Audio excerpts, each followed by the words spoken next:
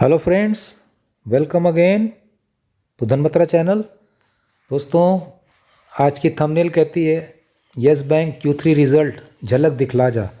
देखिए दोस्तों, yes bank का जो करंट मैनेजमेंट है, इंक्लूडिंग जो उनके ग्लोबल रिटेल के हेड हैं मिस्टर पेंटल और जो CEO हैं मिस्टर प्रशांत कुमार, देखिए they are the frequent visitor to the media houses और इतनी खुली बात करते हैं कि everything is very crystal clear that what is happening in Yes Bank, and in fact they are discussing all the probable figures कि Q3 में अगर आप उसको ध्यान से सुनिए तो आपको एक झलक मिल जाएगी कि Q3 में कैसा धमाका होने वाला है।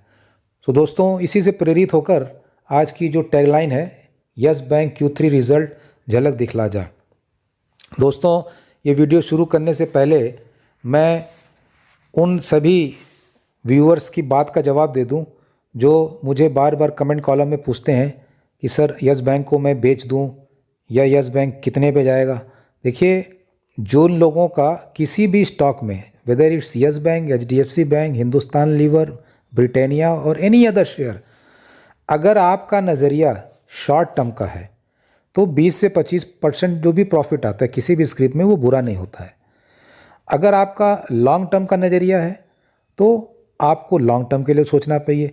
देखिए, लॉन्ग टर्म नज़रिया रखने वालों को ये देखने का है कि जो शेयर है वो लीनियर डायरेक्शन में कभी नहीं बढ़ता है, उसमें उतार चढ़ाव रहता है, क्योंकि there is always a seller, there is always people who will be booking the profit and then there will always be a new investor who will be buying, because उसका टाइम होराइजन हो सकता है short term का, हो सकता है medium term का हो। तो ये एक बैलेंसिंग एक्सरसाइज होती है जो हमेशा चलती रहती है।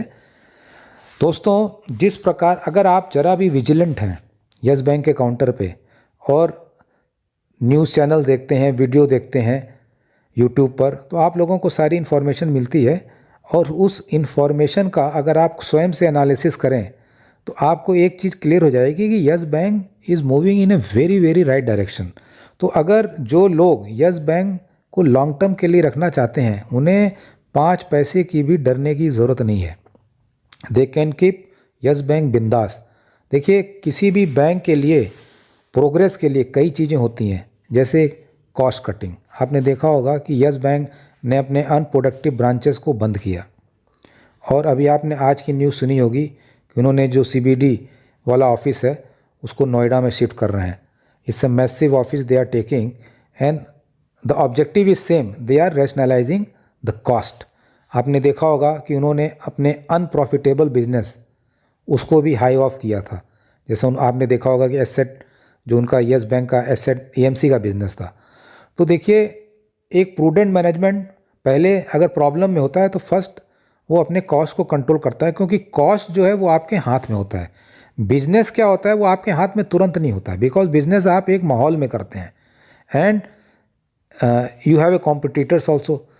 लेकिन बिजनेस फ्रंट में भी देखिए उन्होंने क्या किया है, उन्होंने जो कारपोरेट लोन्स थे होलसेल में उस पर लगाम लगा दी है। और अगर आप और देखिए, that is a blessing in disguise also, क्योंकि आपने अभी देखा होगा कि जो कारपोरेट लोन्स हैं उनमें डीग्रोथ हुआ है। तो अगर यस बैंक ऐसा पहले प्रोएक्टिवली नहीं करती तो आज देखिए कितनी प्रॉब्लम होती।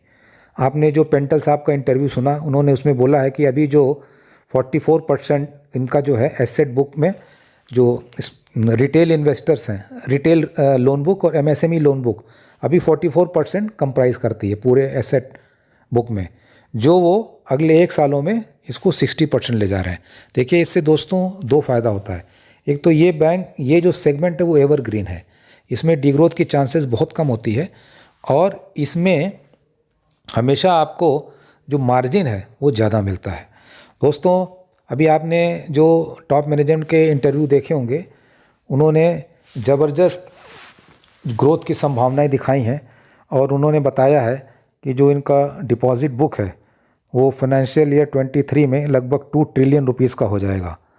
और आपने देखा होगा कि इन्होंने जो प्रोजेक्शन दिया है कि अभी जो रिटेल और MSME का शेयर है वो करीब 4,800 करोड़ है टोटल लोन बुक में, और उसको ये बढ़ा के 10,000 करोड़ करने वाले हैं। दोस्तों, 1.5 lakh customer, new customer they are opening every month. और अभी आपने एक और अच्छी खबर सुनी थी कि जो इन्होंने 9% स्टेक लेने जा रहे हैं, जो सोहम का भारत डिजिटल पेमेंट सिस्टम है। और अभी उन्होंने हाँ नहीं कहा है, क्योंकि SBI और जो HDFC बैंक है उनका भी भारत डिजिटल पेमेंट सिस्टम आने वाला है, तो हो सकता है उसमें वो स्टॉक ले लें। देखिए, जो ये डिजिटल पेमेंट सिस्टम है इसका बहुत स्कोप है इंडिया में, क्योंकि भारत सरकार जो ब्लैक मनी का जो ट्रांजेक्शन्स हैं उनको रोकने के लिए, खासकर जो काउंटरफिट मनी आती थी फ्रॉम अक्रॉस द बॉर्डर, देखिए उसी सभी चीज़ों को रोकने के लिए नोटबंदी का प्रावधान किया गया था। अनफॉर्चुनेटली वो उतना सक्सेसफुल नहीं रहा, लेकिन भारत सरकार ने उसके बाद जो डिजिटाइजेशन पे एक ज़बरदस्त मुहिम छेड़ी है, उसमें यस बैंक को बहुत बड़ा फ़ायदा होने वाला है। और आपने देखा होगा कि कुछ समय बाद जो है पेटीएम का भी जब IPO आएगा, उस समय आप देखिएगा यस बैंक के शेयर का वैल्यूएशन बहुत बढ़ेगा। सो दोस्तों, मैं आप सभी लोगों से यही उम्मीद करता हूँ कि अगर आप पिछले कई दिनों में इतनी न्यूज़ आई हैं, यस बैंक के मैनेजमेंट के द्वारा इतनी चीज़ें बताई गई हैं कि देखिए उन्होंने जो कलेक्शन की एफिशिएंसी दिखा रहे हैं वो 95-96% है। और कई लोग सोच रहे थे कि यस बैंक का जो कोविड रिलेटेड बहुत ज़बरदस्त NPA हो जाएगा, वहाँ भी उन्होंने क्लैरिफिकेशन दिया है कि सिर्फ 300 करोड़ की लोन की रीस्ट्रक्चरिंग की गई है आउट ऑफ 600 करोड़ जो उनका रिटेल और MSME का है। तो दोस्तों, अगर आप read in between the lines को फॉलो करते हैं और सभी न्यूज़ को देखकर अपना खुद का एनालिसिस करेंगे, तो उन्होंने यस बैंक ने एक Q3 के रिज़ल्ट की एक झलक दिखला दी है। देखिए दोस्तों, इतनी अच्छी अच्छी चीज़ें हुई हैं पिछले हफ्ते में। आपने देखा कि MSCI इंडेक्स में यस बैंक आ गया, डिजिटल बैंकिंग के क्षेत्र में एक रिवोल्यूशन कर रहा है, रिटेल और MSME सेक्टर में शेयर बढ़ रहा है, कॉस्ट रेशनलाइजेशन हो रही है, मैनेजमेंट का एक्टिव इंटरेक्शन हो रहा है मीडिया से। सो दोस्तों, लॉन्ग टर्म के लिए इस काउंटर पे आप बने रहें। बार बार एक ही सवाल करने से कोई फ़ायदा नहीं है। लॉन्ग टर्म में आप, अब कई लोग कहते हैं कि साहब 10 साल बाद इसका रेट प्राइस क्या होगा। देखिए, अगर 2 साल बाद शेयर मार्केट में बूम आ जाए तो 2 साल बाद ही यस बैंक का प्राइस आपको 60-70 रुपये दिख जाएगा। कई लोग पूछते हैं कि साहब मेरा 400 रुपये का प्राइस आ जाएगा, वो भी आ सकता है। देखिए, सब कुछ डिपेंड करता है कि हमारी जो इकनॉमी है, जो $5 ट्रिलियन का सपना है हमारे प्रधानमंत्री जी का, अगर उस दिशा में सही कदम बढ़े, कोविड की वैक्सीन का जल्दी से जल्दी उसका मतलब जो लगने का प्रोसेस है वो चालू हो जाए, तो चीज़ें जब एक सही दिशा में बढ़ेंगी तो आप मान के चलिए कि sky is the limit for Yes Bank. So दोस्तों, my final word of advice कि जिन लोगों ने FPO प्राइस के आसपास लिया है, देखिए उन्हें, अभी आपने देखा होगा आज यस बैंक का जो शेयर है वो 15 रुपये 90 पैसे पे एक रेजिस्टेंस फील करेगा।